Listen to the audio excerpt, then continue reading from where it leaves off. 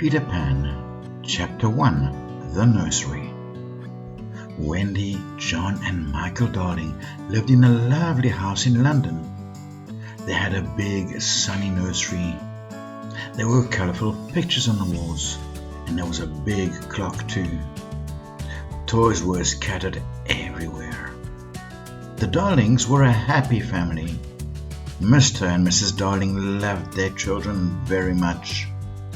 Wendy was the first child, John was the second, and Michael was the third. The children's nanny was called Nana, and she was a big Newfoundland dog. Her kennel was in a nursery, and she was a wonderful nanny. She loved the children, and the children loved her. One evening, Mr. and Mrs. Darling wanted to go to a dinner party, and they wore their best clothes. "Nana, it's time to put the children to bed," said Mrs. Darling. Nana went to the bathroom. She turned on the hot water for Michael's bath, and she put her paw in the water to check the temperature. It was perfect. "I don't want to have a bath," said little Michael. But Nana was a firm nanny, and Michael had his bath. Then Nana gave the children their pajamas.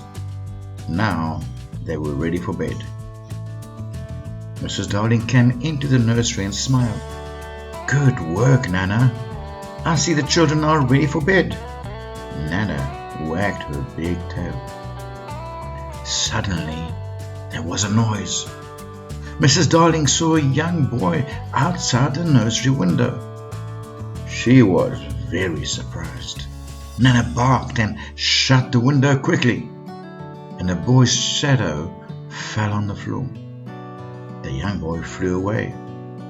"Who's there?" asked Mrs. Darling. She opened the window and looked outside, but she saw nothing. Then she saw the boy's shadow on the floor and said, "Poor boy, this is his shadow. Let's put it in a drawer." The children were in bed. Mr. Darling took Nana to the garden. Then he went to the sitting room and waited for Mrs. Darling. Mrs. Darling sang to the children and kissed them. She was a perfect mother. Soon the three children were fast asleep. Mr. and Mrs. Darling went to their bedroom. They put on their coats and they went to the dinner party. Chapter 2, The Shadow. The children were sleeping and dreaming when suddenly the window opened. A small ball of light entered the nursery and flew around. It was a lovely fairy called Tinkerbell. She was looking for something. After a moment, a young boy also entered the nursery and he said, "Tink, where are you? Please find my shadow." Tinkerbell found his shadow in the drawer and gave it to him. "Now, I think that I can probably stick my shadow to my feet with some soap," he said to himself.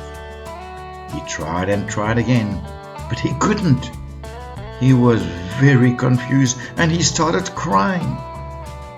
Wendy woke up and saw the boy, but she was not afraid. Surprisingly, she saw that his clothes were made of leaves. "Little boy, why are you crying?" Wendy asked. The boy, a little bit worried, took off his cap and asked, What's your name?" "Wendy Moira Angela Darling. What's yours?" "Peter Pan." "Is that all?" "Yes," said Peter. And then he thought, my name is very, very short." Wendy looked at his shadow and asked, "Can I help you with your shadow?" "Yes, please," said Peter. Wendy got her sewing basket and sewed on Peter's shadow. After a few minutes she said, "Finished. Now you have your shadow again." Peter looked at the floor and saw his shadow. He was very happy and danced around the room. "Oh, Wendy, you are wonderful," said Peter. "Do you really think so?" asked Wendy. "Yes," said Peter. Wendy smiled and gave Peter a kiss on the cheek. "Oh," said Peter, "how nice." "How old are you, Peter?" asked Wendy. I don't know, but I'm young and I don't want to grow up. I always want to be a boy and have fun." Peter looked around the room for his fairy. He heard a noise and looked in a drawer. Tinkerbell flew out.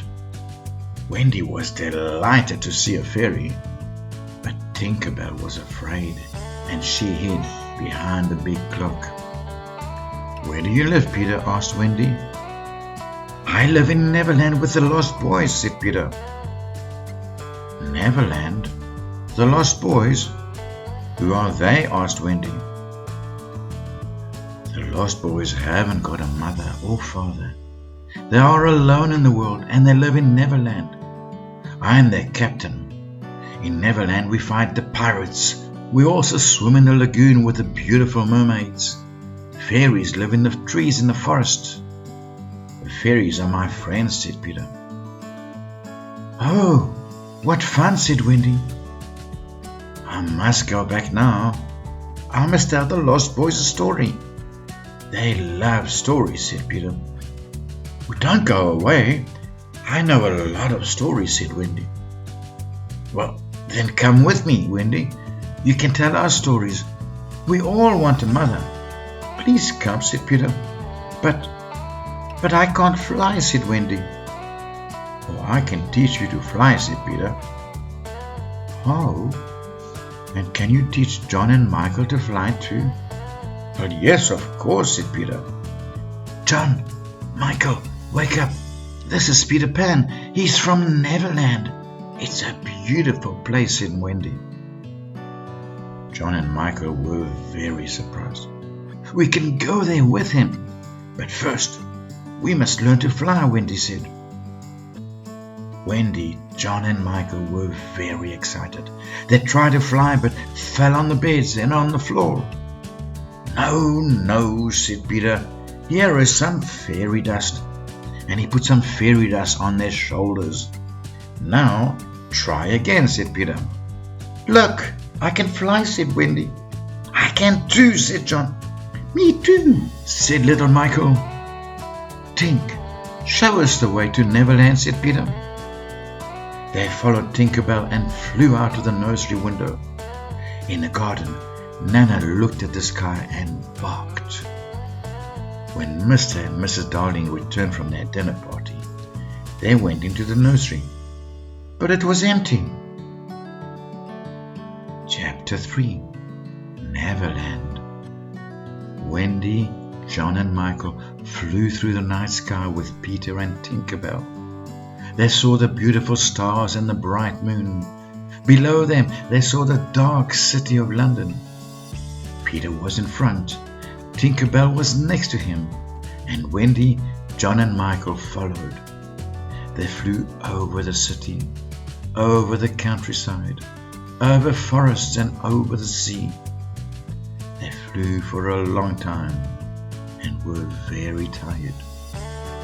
"Are we there yet?" asked Michael. "Almost," said Peter. "Look, there it is, Neverland." Neverland was an island with golden beaches, blue lagoons, green forests and tall mountains. Wendy, John and Michael were very excited. They saw pirates with swords, red Indians with feathers, wild animals and mermaids. Peter took them to his secret house under the ground. That's where the Lost Boys lived. The Lost Boys were very happy to see Peter and their new friends. Wendy told them stories, and they all listened carefully. Peter was very happy to have Wendy as a mother. Wendy, John and Michael had many adventures in Neverland. They fought the pirates, played with the Indians, and swam with the mermaids. They were very, very happy. One day, Captain Hook, the wicked pirate, captured Wendy, John and Michael. He took them to his pirate ship. Peter and the Lost Boys went to save them. They fought the pirates and won. Peter fought Captain Hook and pushed him into the sea. A hungry crocodile was waiting for him, and the crocodile opened its big mouth and ate Captain Hook. Everyone was happy. Peter, Wendy, John and Michael flew back to the secret house under the ground. Wendy told them stories and sang songs. But one day, Wendy said, "We must go home now. Our mother and father are waiting for us." Peter was very sad, but he knew it was time to say goodbye. Wendy, John and Michael flew back to London. They flew into the nursery and saw their mother and father. They were very happy to see them again. Mrs. Darling cried, "Oh, my dear children, you are back. We missed you so much." "We missed you too, Mother," said Wendy. "We had wonderful adventures in Neverland." The Darling family was happy again. Peter Pan and Tinker Bell flew back to Neverland. They were happy too, and they had many more adventures with the Lost Boys. Chapter 4. Back to London. Wendy, John and Michael returned to their ordinary lives in London. They were very different now. They had many memories of Neverland, and they talked about their adventures with Peter Pan and the Lost Boys. They missed them, but were happy to be back with their family again. Years passed, and Wendy grew up. She had a daughter named Jane, and one night Peter Pan came back to the nursery. He looked for Wendy, but found Jane instead. "Who are you?" asked Jane. "I am Peter Pan, and I'm looking for Wendy," said Peter. "Wendy's my mother," said Jane. "She's grown up now." Peter was sad.